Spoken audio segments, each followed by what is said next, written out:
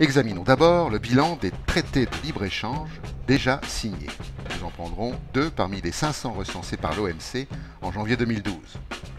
L'accord de libre-échange entre le Mexique, les États-Unis et le Canada, dit ALENA, qui est entré en vigueur le 1er janvier 1994. Le déficit commercial des États-Unis avec le Mexique et le Canada est passé de 27 milliards de dollars en 1993 à 177 milliards de dollars en 2013. Le déficit commercial avec le Mexique a eu comme conséquence la perte nette de 700 000 emplois aux États-Unis entre 1994 et 2010. Le prix des denrées alimentaires a augmenté de 67% entre 1994 et 2014. Au Mexique, le prix des tortillas, aliments de base, a été multiplié par 7. Autre traité, celui signé entre la Tunisie et l'Union européenne, dit ZLE, entré en vigueur le 1er mars 1998. Baisse de l'activité des industries manufacturières tunisiennes qui ont perdu 7% de contribution au produit intérieur brut. Baisse des activités agricoles et minières. Baisse des exportations et accroissement des importations qui ont engendré un déficit dépassant les 10 milliards de dinars. Croissance de l'endettement de 40 à 80%. Chômage des jeunes diplômés passant de 6,6% à 32%. Évasion des capitaux pour plus de 2 milliards de dollars. Quand on parle de traité de libre-échange, on dit clairement liberté pour les échanges, et pour eux seuls.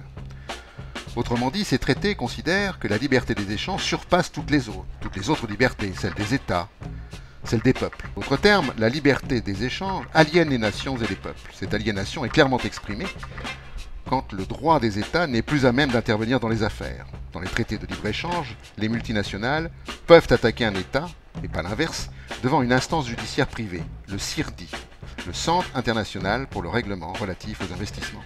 Par exemple, l'Égypte a augmenté le salaire minimum de 400 à 700 livres, c'est-à-dire de 41 à 72 euros.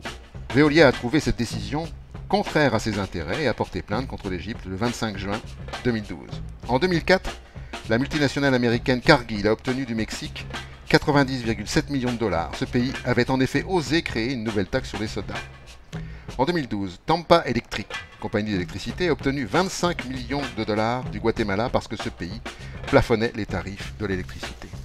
En 2012, le Sri Lanka avait modifié les contrats de pétrole. Il a été condamné à verser 60 millions de dollars à la Deutsche Bank. La liste est longue. Regardez.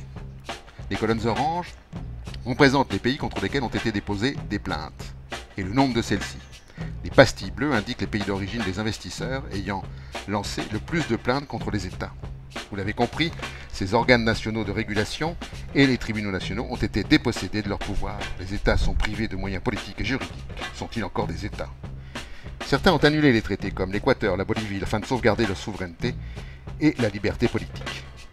En réalité, qu'est-ce qu'un traité de libre-échange?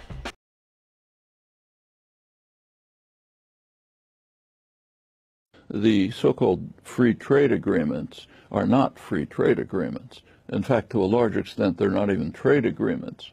These are investor right agreements. There's a reason why they're kept secret from the public. And as soon as you look at them, you see why. Notice I say secret from the public, not secret. They're not kept secret. They're not secret to the corporate lawyers and lobbyists who are writing the detailed regulations, of course, in the interests of their constituents, doesn't happen to be the public of the world or their own countries. So these are highly protectionist for the benefit of private power. There are provisions that undermine efforts at regulation, including, incidentally, regulation of environmental dangers. And rather strikingly, the phrase climate change does not appear in these 280 pages, which are illustrative of the whole structure. On dit que ma liberté s'arrête où commence celle des autres. Pour les affaires, la liberté n'est pas limitée par celle des peuples, parce que les multinationales, représentées par les gouvernements, ont ôté tout instrument démocratique qui aurait pu tracer cette limite.